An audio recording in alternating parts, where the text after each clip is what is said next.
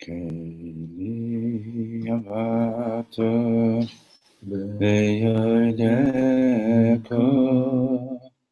Eloi kai aroi memeko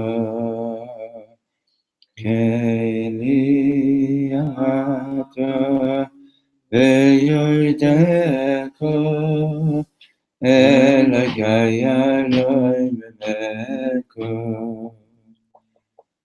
Keli amato ve'yoideko Eloi kaya roimemeko Keli amato ve'yoideko Eloi kaya roimemeko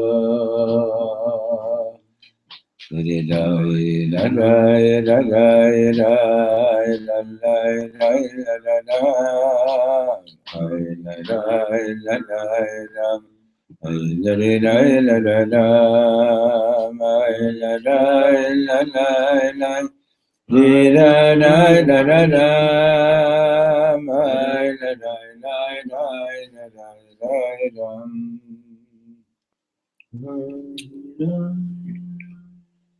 Okay, so this is the second lesson in the Alter Rebbe's introduction to the second book of the Tanya called Shar HaYichud Ve'emunah.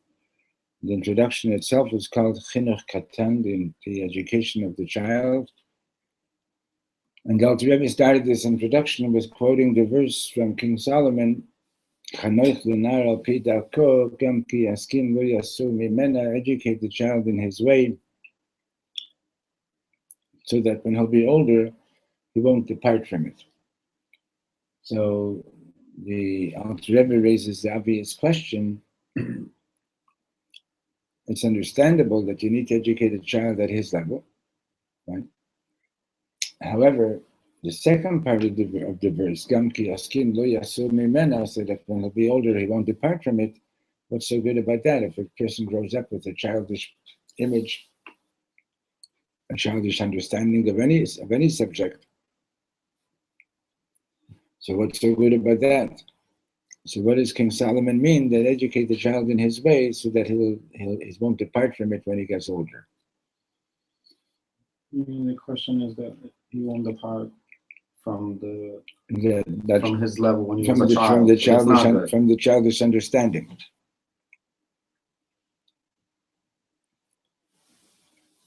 Now,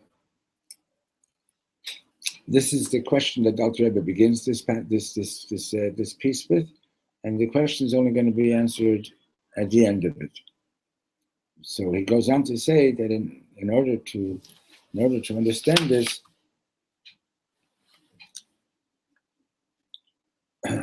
we need to understand a few other things. First of all, he says that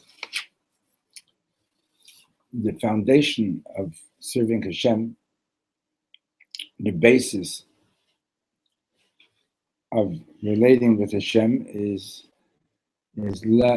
fear and love. Fear is that which motivates you to stay away from doing things that are no good, and love for Hashem is what motivates you to doing good things. Simply on the simple street level, fear is what keeps you from doing anything that you're going to get in trouble for. And love is what motivates you to do something positive. Su meirav asei tov. Fear is turn away from evil. Asei tov is ahava, is love. That's on the basic level. Now the Zohar says that refers to chesed and gevura, or ahava and yira, love and fear. The Zohar refers to it as trei gat in the two wings, with which our mitzvot, our actions ascend to Shemayim. Just like a bird needs two wings to fly, so when you're doing a mitzvah, in order for the mitzvah to ascend to Shemayim, it needs two wings. It needs to have the wing of love, and it needs to have the wing of yira, of fear. Love, it has to be, you have to do the mitzvah with the intention of, I'm doing this because Hashem, I love you. And fear, you have to do it in a way that is being done properly, the way Hashem commanded us to do it, so that it achieves, so that it's done correctly, and that it achieves its goal. So, for example, matzah and Pesach. So you go through a lot of effort to have kosher Pesach matzah, and that's the ahava. The fear is to make sure that it didn't become chometz. The fear is to eat it at the right time, not to eat it whenever I just happen to feel like. What is the fear of work to get? If not, you're going to get punished? That's the low level of the fear. The higher level of the fear is, for example, see, you can't really separate fear and love completely. You're doing something very special, okay? Let's say you're doing something very special. So you're motivated by your love to do it. The fear is to make sure that it gets done properly, right? Mm-hmm. So in other words, the word yirah, fear, is also the word for seeing. In other words, to be conscious, to be aware. This has to be done in this way in order for it to be successful. So having said that, so now the Alter Rebbe goes on to talk about love. And he raises another question. So if you look on page 12, second last line at the end.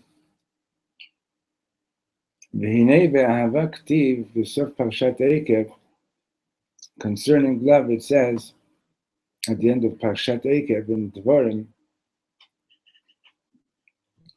Moshe Rabbeinu says, Eikev asher anochi metzaveh etchem la'asota. I'm sorry, it says, Asher anochi metzaveh etchem la'asota.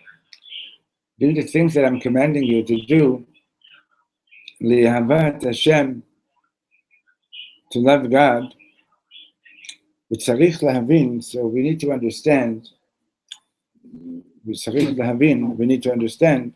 איך שייך לשון עשייה גבי אהבה שבלב. The question is, how could you use the verb of asiya, action, doing, in relation to love, which is something that you experience in the heart? Right? Moshe Rabbeinu said, do everything I'm telling you to do. Do the mitzvahs that I'm telling you to do. What's the first thing he says? To love God. Well, okay, good. Loving God is not something that you do. It's something that you experience. You feel it in your heart. So how could you use the verb la sota to do it when it's a matter of the heart? So the Alter Rebbe explains. The matter is as follows. Yesh shnei minei ahavat Hashem. There are two kinds of loving God. Ha'achati, one of them is klot hanefesh b'tiva el bor'ah. It's the experience of the soul feeling like it wants to expire, like it wants to leave the body. It naturally wants to leave the body and return to her creator. Now, usually we don't experience this.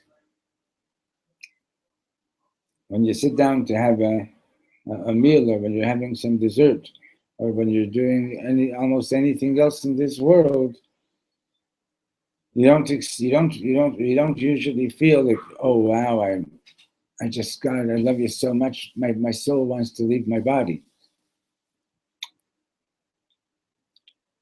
So we don't normally experience that because the neshama is basically in a state of golus, in a state of exile inside the body.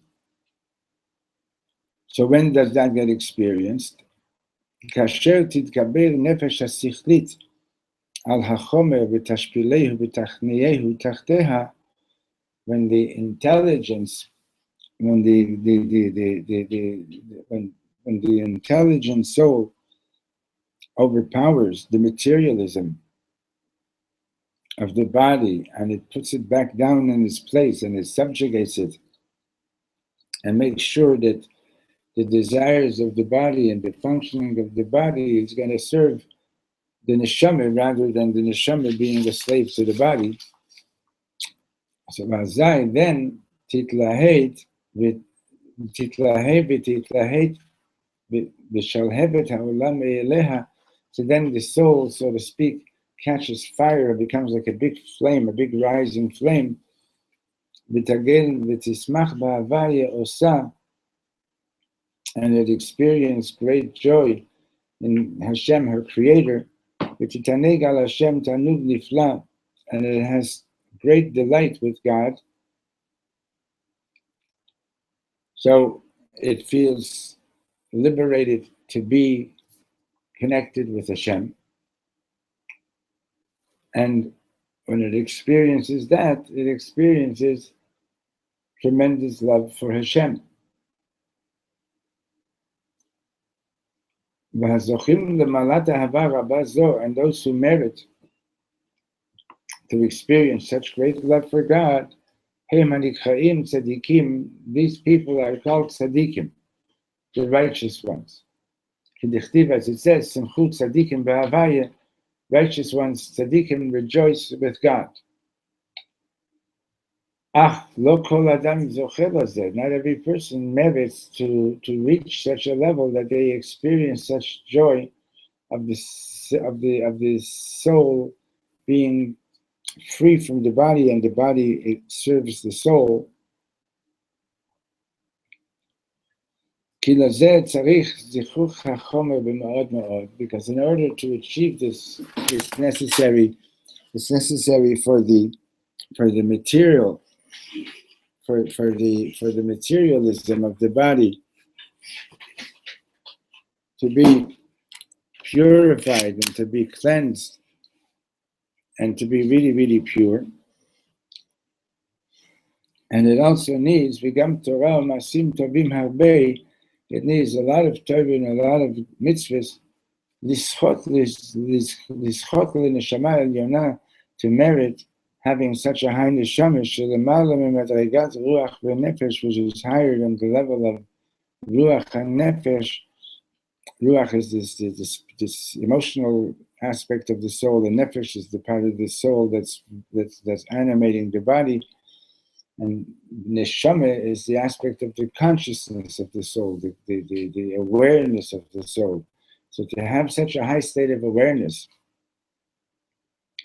that the body serves the neshama rather than the neshama being a slave to the body, then so tzaddikim get to experience that with a lot of Torah and a lot of maasim tovim, and like a lot of work, not to be attached to the desires of the body. The more it says that when Hillel would go to eat, he would say he's so to speak, going to pay his rent to the body. The neshama has to live in a body. That's just the way Hashem made life. Hashem decreed that the body can only do a mitzvah with the soul in the body. The neshama can only do a mitzvah when it's in a body to do it, to use the body to do a mitzvah. So, in order that the soul should be free of the demands of the body, meaning to say that the soul is so to speak in the driver's seat rather than the body being in the driver's seat. For that you have to have a very high neshama. For that you have to have a lot of Torah and a lot of maasim tovim. Now, this kind of love that was just described now is not something that you could use the verb la'asota. You can't make it happen.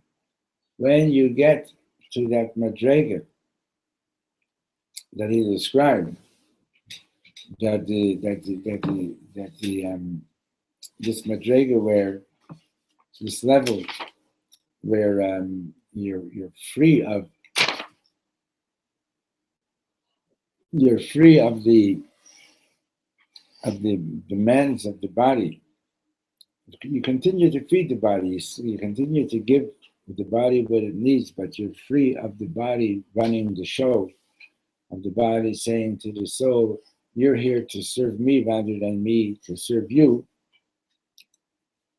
So when you accomplish that, then your neshama is free to be itself, and its natural state of the neshama is that it wants to just be with Hashem. It just wants to experience being with Hashem, even if it has to just leave the body. Right? It's not attached anymore to the body. It's not attracted anymore to being in the body. The person is only pretty much agreeing to be in the body because that's the way Hashem wants it. Right? Hashem wants that the mitzvah of putting on tefillin should be done with your body. The mitzvah of eating matzah should be done with your body. Now, this kind of love is that when you achieve that level of consciousness of the Rebbeinu Shalom, to the point that your body doesn't really have any more huge attraction to go away from Hashem, but on the contrary, even the body wants to participate in your avodas Hashem and to have it, to experience the love for Hashem. That level of ahava cannot be commanded. You can't command it to be done, but rather when you get to those levels, that's the natural way that you're going to feel. You're going to feel great love for God. But how are you going to feel it how does it answer that you're going to feel it in an action? No. So he's saying this love is not the love that Moshe Rabbeinu is talking about. Now he's going on and he says, V'hashenit, and the second kind of love is Hi ha'ava shekol adam yachol lahagia eleha. The second kind of love is a love that every person can achieve. How? Because when he meditates well, and that means that when he's learned how to meditate and keep his focus on the subject that he's wanting to meditate on, doesn't get distracted, and his be'umkid libes, with the depth of his heart, he really wants it.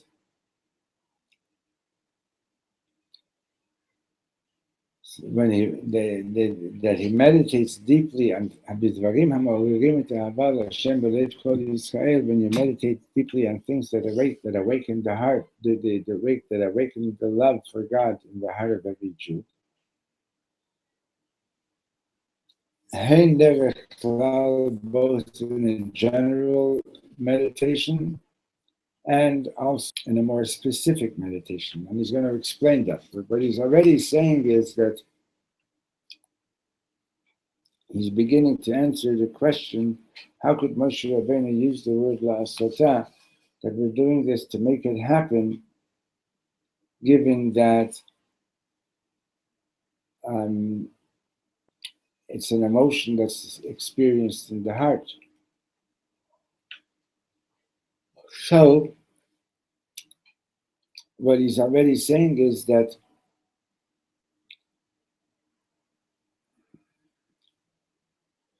this is a love which you could make it happen. You can bring it out. And that's the la'asota, is make it happen, make it develop. And how is this done? By meditating deeply on things כשיתבונן היטב בעומק הליבה בדברים המעוררים את האהבה להשם through meditating on things that bring love.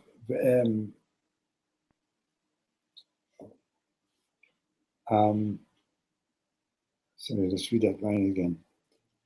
So, when you meditate on things that arouse the love for God, hein b'derech klal, both in a general meditation. And what is the general meditation? Well, before saying that, the point that you need to recognize and know in learning this is that the philosophy of Chabad Hasidus is that moyach shalit al halev, the mind rules over the heart. So, in other words, it's through the meditation, through good and solid meditation, and what he's going to, and the meditation is going to give now. But through good and solid meditation, you reach a point where your mind rules over your heart, and you start responding with love for God, even though you didn't understand everything. You didn't understand everything. I can't concentrate. Even though you have so many distractions in the world. There's the.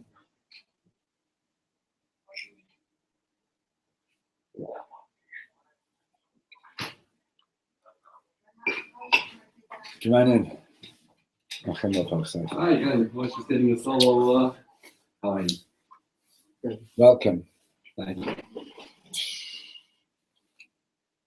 We're talking about, you know what, I'm going to, Moshe, give me the shalat, so make it a little bit, the air conditioner thing, I'll make it a bit cooler in here because it's a hot day. The heat is getting me. Thank you. Might make a little bit of noise, but just for a couple of minutes.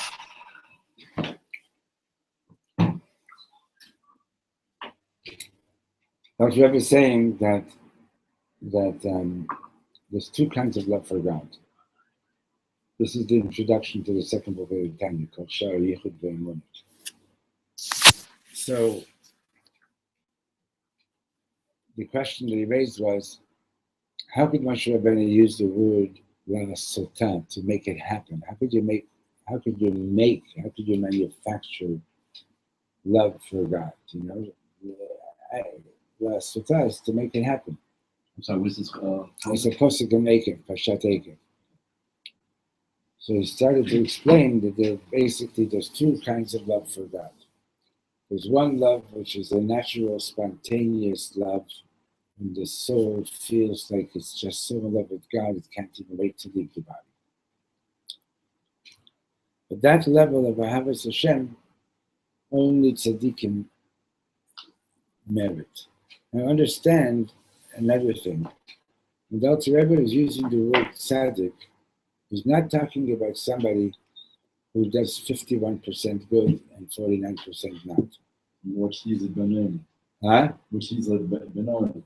That's not even a Benoni. Anybody that does anything that's negative, at the moment that you're doing something negative, he says you're a Russian. But he says that the term tzaddik, Benoni, and Russia, when you're talking about whether you do more good or the same amount of good as or less good than evil, that's only it's borrowing the terms of tzaddik and Russia to talk about the judgment on Yom Kippur. So tzaddik is tzaddik badin. He came out righteous in the judgment. Russia, he came out losing. He was half-half. So the Gemara is borrowing those terms of tzaddik, Benoni, and Russia. But tzaddik, the way it's used in Chassidus, is that tzaddik is somebody who's like mamish, totally connected with God, has no interest in any physical desires and pleasures other than what he needs to in order to fulfill Hashem's will. Okay?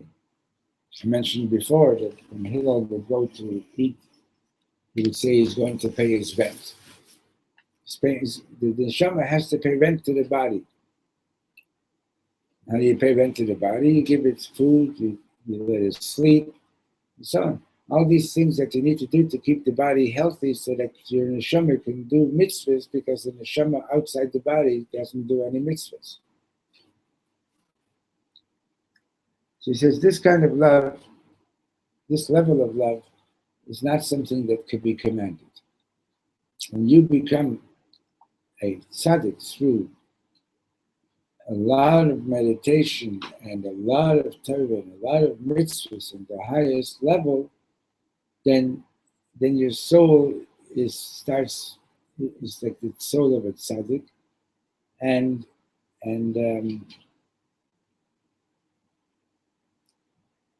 it's relating to Hashem on the highest level, and its biggest joy is its relationship with Hashem. And when it's on that level, it feels like I just want to leave. My soul wants to leave my body. It just wants to be in union with God.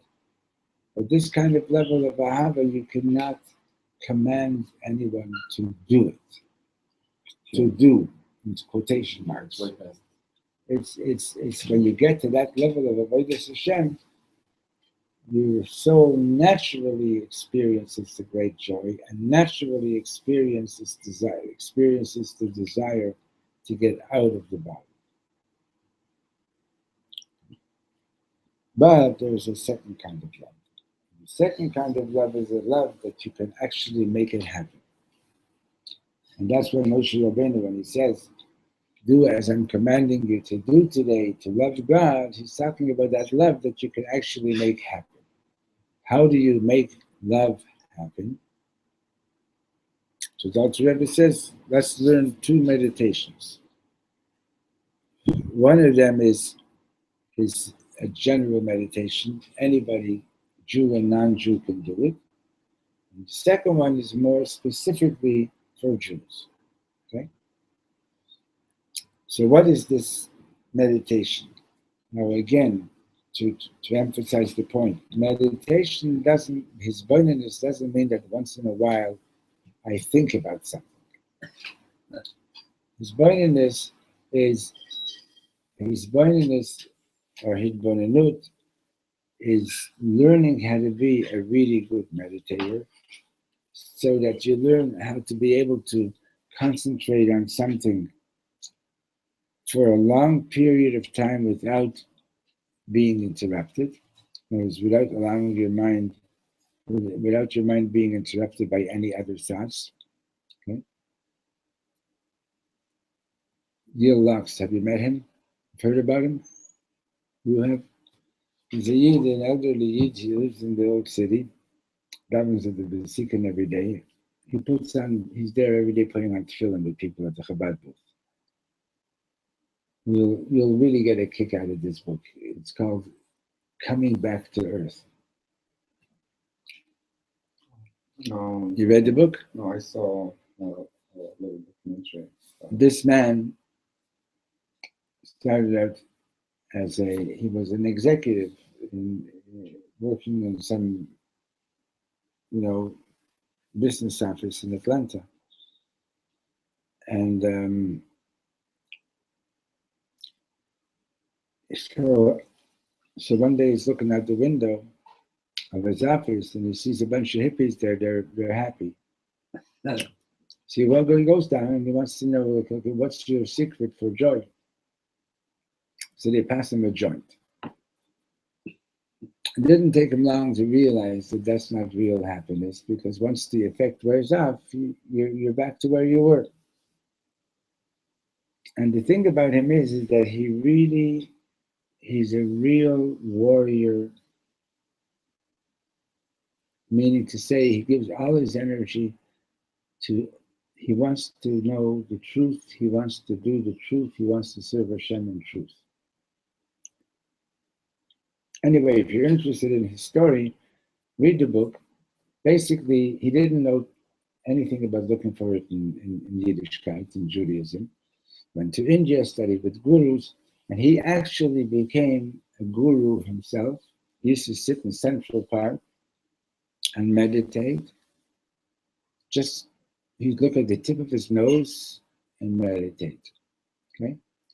And hundreds of people would come and sit by him while he was meditating. They were just elevated in that consciousness that he was experiencing. Even Allen Ginsberg would come and wash his feet.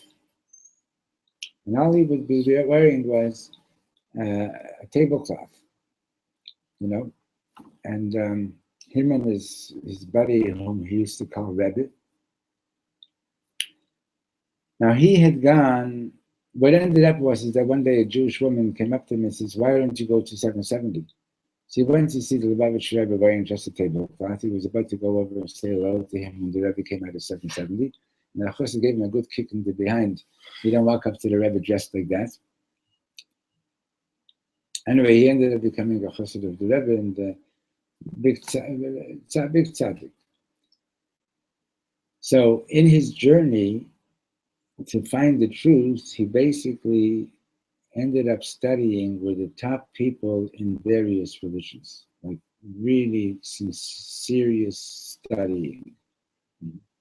And at one point, he was actually in a very severe Christian society, and severe, I mean, like, they practiced sigufim, they practiced mortifications of the body, and he was able to sit in a thorn bush, naked, 3 days straight without drinking and eating, just meditating.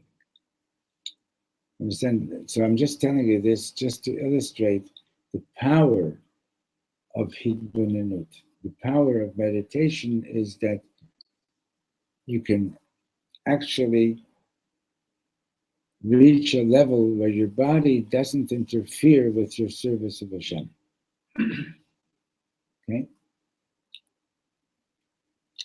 And not only can you reach the level where the body contributes its energy to serving Hashem, but it also doesn't interfere. You can sit in a thorn bush and be conscious of God, and it's fine. So the thing, like I said to you, he was a fierce warrior for the truth, and in all these places that he studied, he basically went all the way to the top and discovered the falsehood and whatever those things were about. So the Alter Rebbe is saying that if you learn to kishidbonein heitev, those are key words in the top of the end of the first line on page 16, kishidbonein heitev, when you learn how to meditate well, that means to say again that you're meditating frequently, and that when you're meditating, you've learned how to be able to think about something, not just for a couple of seconds, right? But you can actually concentrate on it for a lengthy period of time without being interrupted, without anything interrupting your concentration. And that's a very difficult thing to achieve. You know that as a musician, and in any field, to actually really be focused and concentrated on what you're doing without even hearing the telephone or whatever it is, that's a very high level. Now, interestingly, the Alter Rebbe is known to have prayed in a room with padding on the walls, because he used to daven like Rabbi Akiva. He'd go like all intense and excited, and he would actually crash into the wall, so that in order not to get hurt from the walls, the Hasidim used to put padding on the walls. Levi Yitzchak also davened like that. Now, the Alter Rebbe's son, the one who became known later to be known as the Mittler Rebbe, the Rebbe Reber, he was a deep meditator, and he used to daven by sitting quietly and deep in thought. So he would say the words, but he would spend a lot of time deep in thought. So one day, and he was living in his father's house. He was married already. He was living in the home of the Alter Rebbe, as was common in those days. Like, you get married, you don't have a place to live of your own right away. You stay with the shver, with the shviger, or with your parents. Ja. Was meinst du? Was meine? Vier Zachof, the shviger to nachgeben na patch. In Satmar once, there was a bar mitzvah and an oifruf the same Shabbos. So they didn't know who should get the maftir, who should get the haftarah. So they asked the Satmar. So he said, so who's older? And on another occasion, they say that this guy got married so young and his wife caught a bad flu. So his mother came and took him home so he shouldn't get sick from his wife. He was still a kid to her, Anyway, so okay, so what are we saying? We're saying that lived in his house. So he did this. Thank you.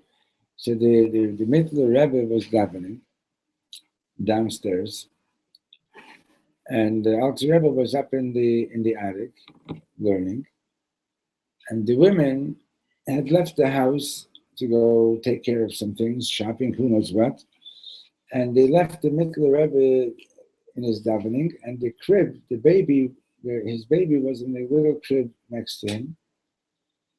And he was so deep in his davening that what happened was that the baby had fallen out of the crib and was crying. But he didn't notice that the baby was crying. He was so deep in davening, he didn't realize that the baby was crying. So the Alter Rebbe came downstairs, picked up the baby and took care of him. And when his son finished davening, he said to him, a davening was hört nicht a jüdische Kind, weinen is nicht kein davening. Prayer, which doesn't hear a Jewish child crying, is not prayer. And so on the one hand, you need to try to get to that level that you're so concentrated and totally focused that nothing distracts you. But on the other hand, there are certain things that you have no business not hearing.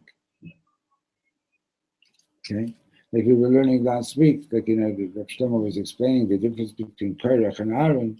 So Korach is so holy, he's not noticed, he's walking in the street with two attendants and he's keeping his eyes closed and he doesn't notice people who are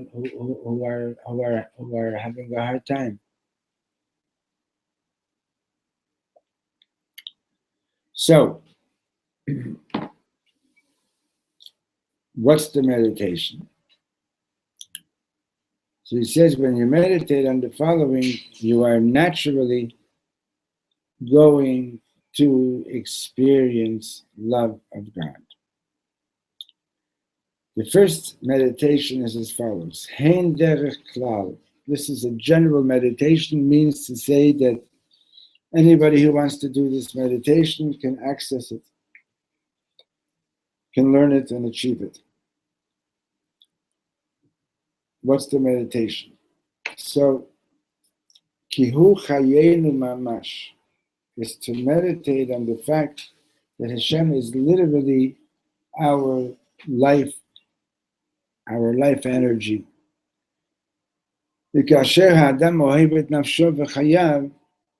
And just like a person loves himself, Ken yohavet Hashem, so he will love God. Kasher yidbonen v'yasim el libo, when he meditates and brings it to his heart. Ki Hashem hu nafsho ha'amiti v'chayav mamash. When he meditates on the fact that Hashem is his real nefesh, is his real soul and life energy completely. So Rav Shtanzaltz explains it as follows. And I hope that you'll actually take the time to do this meditation. But just to illustrate it a little bit. A number of years ago, when I was in university, I switched into fine arts and I went into theater. But after a couple of weeks, I had to quit because I found out that they expected us to work on Shabbos. So I went into Jewish education. And years later, there was this new family in the school that I was working at. And at the parents-teachers meeting, the father of these kids comes up to me and he says that he's starting a theater workshop. And he's invited me to participate. And Baruch Hashem was going to take place on Sundays from 12 o'clock to 8 o'clock. Perfect. So I started participating. There was a group of about 13 people. And we never did an actual production, but we were doing these theater exercises. It was maybe the third or the fourth week. And he said the exercise we were going to do for the next 8 hours was that we were going to go round robin. The vice was mind round robin. We keep on going around and around taking turns. Okay, so like once the group finishes the first time, you start a second time, a third time, and so on. So what was the exercise? The exercise was that you had to introduce yourself to the group. And there were 2 rules. One was you could do whatever you want. You could do whatever you want, but it had to be true. That was the first rule. It means you had to be honest. You were introducing yourself. You could do it singing, you could do it standing on your head, do whatever you want. Whatever way you wanted to introduce yourself to the group, do what you want, but it had to be honest, not pretend. And the second thing was that you're not allowed to repeat anything you already did. And I would think this through. So your first round, hi, my name is David Steinberg. Okay, that's easy. My name is Moshe Rosenberg. Easy stuff, right? Next round. Hi, I'm a musician. I'm whatever you want to say. Third round. You with me, David? Third round. Let me hear. What are you going to say now? Introduce yourself. We already know your name. We already know you're a musician. Go on, tell me something. I like apple cake. He likes apple cake. That's how he's introducing himself. Okay, good. And you? I like cheesecake.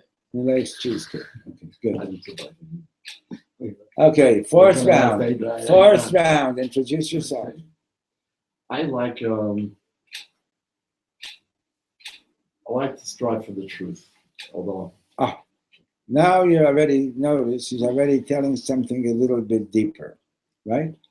And you're still telling us what you like. Right. Right? You're introducing yourself by telling me what you like. Not committal.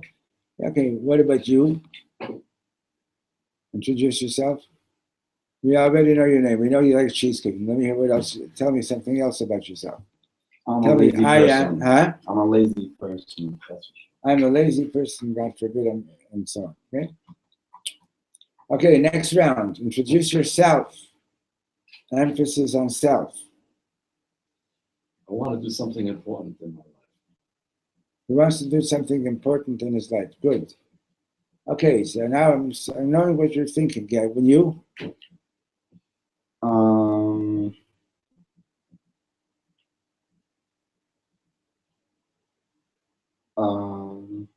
I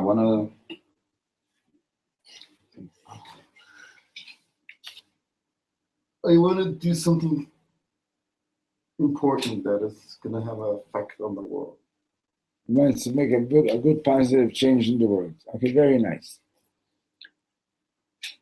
But you're still not starting off with I am. Can you do the next round with I am? You're introducing yourself. So I know that you're David Steinberg. Oh, now you're telling me I'm a Jew. Okay, that's already going a step inside. You? I am. Don't forget, you're introducing yourself, right? Okay. No, what you did so far was fine. You were telling me about your aspirations. We're saying the goal is for 8 hours. Who am I? Introducing yourself. Okay? So let me tell you what happened. It was the fourth round, my turn is coming up, and I already had told him a few things about myself, which were basically superficial. And the whole point of the exercise was that at some point, how much superficial stuff can you tell them? Right. So my turn is coming up, and I was inspired. And by the way, the group was basically, I think there was one more person in the group that was Jewish. The rest was Italians and Greeks and French Canadians, the ganze Geschäft. And I'm thinking, what am I going to tell them about myself? You know, there were certain things I wasn't really ready to share with them. Anyway, so I told them I was inspired, and I told them I'm going to introduce myself by singing the nigun that is closest to my heart. And I told them what a nigun means, that it's a tune without words. And I shut my eyes, and I sang this nigun, which actually saved my life. Sang it a couple of times. I opened my eyes. They looked at me. They didn't throw me out. Second person after me was, we already knew, was a 35-year-old professional wrestler from Argentina with a head of like mamish red hair, flaming red hair. And it's her turn again. And she says, I'm going to tell you something that I've kept a secret since I'm 9 years old. And there were people in the group that had known her already for a fair bit of time. So everybody wants to hear what's this big secret. And she says, I am a Jew. And from the age of 9 till that day, when she was 35, she never told anybody that she's Jewish. Why? And she explained. Because she said she grew up in a very poor area in Argentina. She knew nothing about being a Jew. And whenever she would hear the word Jew, it was always being used in the pejorative. It was being used as an insult, as a terrible thing, and so on. And since she knew nothing about being a Jew, she decided that she's never going to tell anybody. She even had a 15-year-old son that didn't know that he was Jewish. She never told him. And she said, what made her tell us now? When she heard the nigun, it was the first time in her life that she felt proud that she's Jewish. Okay? Amazing. Right? Okay. So now, take this. This was just an illustration. So let's say, so you keep doing this exercise. I am, and every time you're not repeating anything, and you're going deeper and deeper. Eventually, you and I and everyone is going to come to the same place. And that's going to be, I am, do you want to guess? I am what? I am, what's your deepest essence? I am a neshama. I'm a neshama. I'm a soul.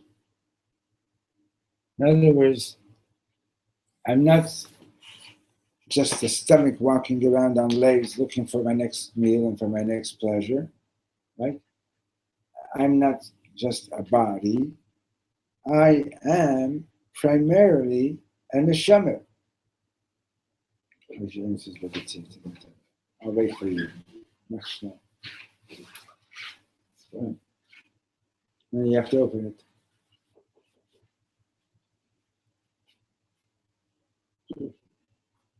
Well, I was teaching music. First lesson was how to sound work. What do you do? Hello? Hi, Leia. How are you? Good. Mommy's upstairs. Hi, Leia. How you doing?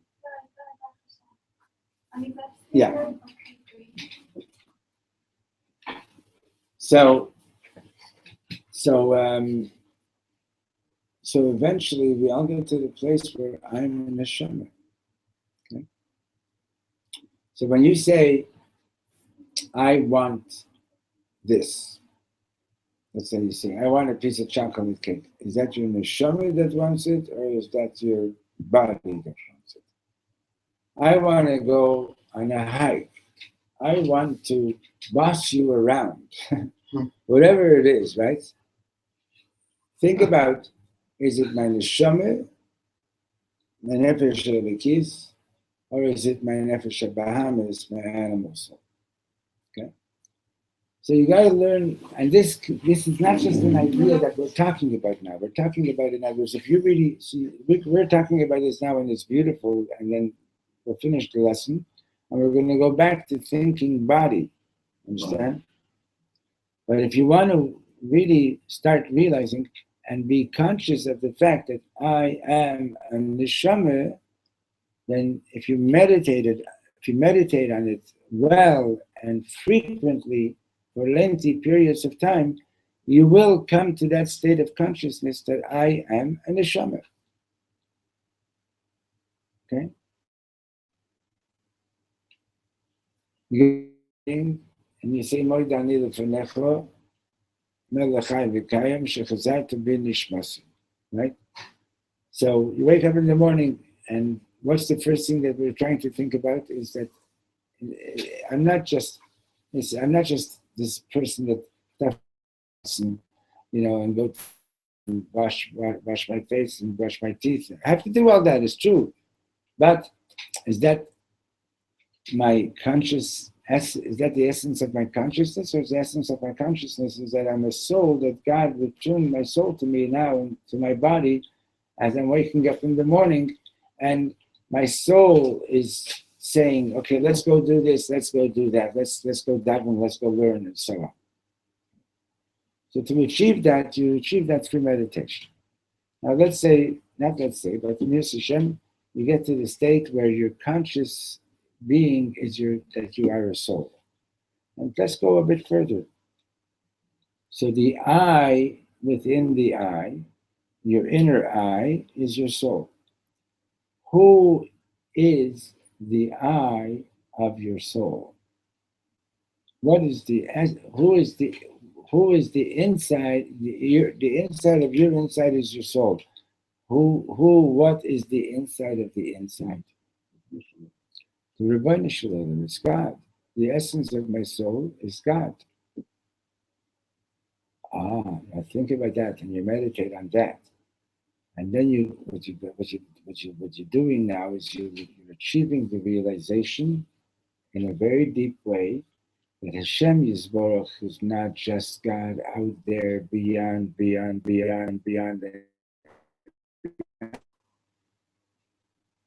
but rather Hashem is my deepest essence. And just like you love yourself, now that you've achieved this, you realize that who is your real self? Who is the deepest self of your being? It's Hashem. Hashem is your life. You love your life.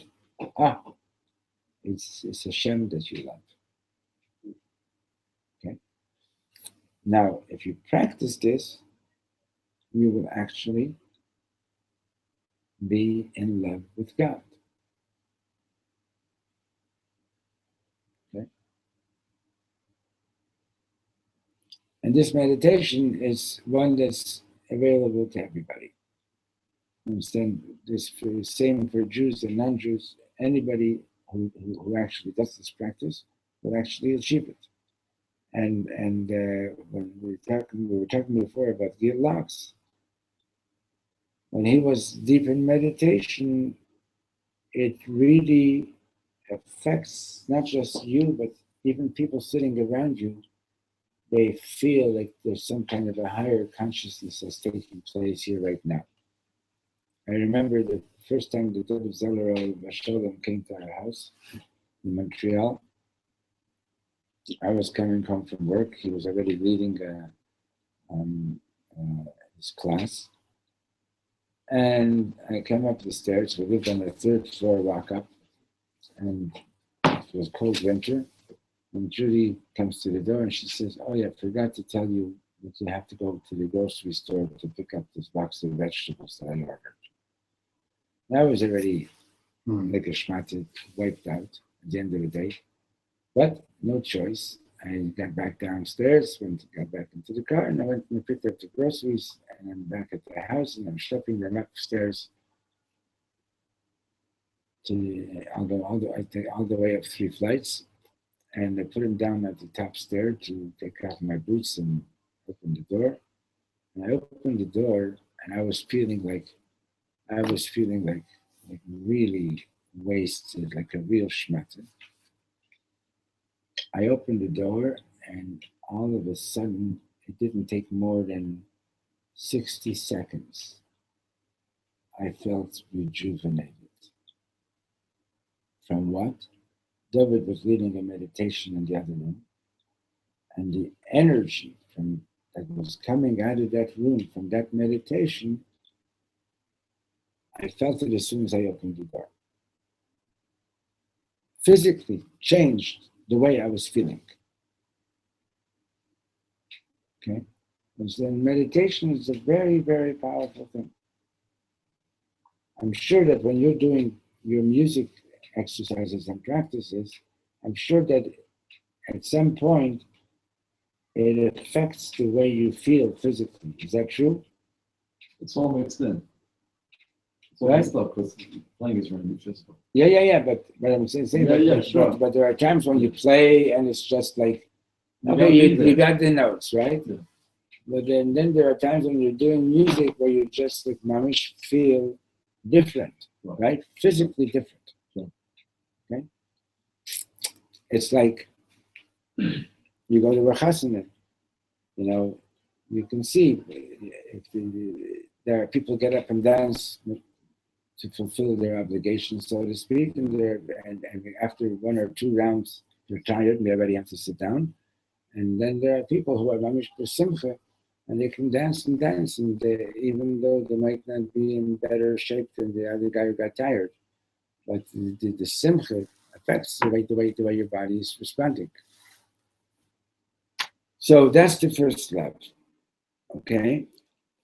And just to finish the sentence, Chinuch Kattan, page 18, the Zohar explains the verse, al pasuk and the verse, nafshi ibiticha, that my soul, I desire you.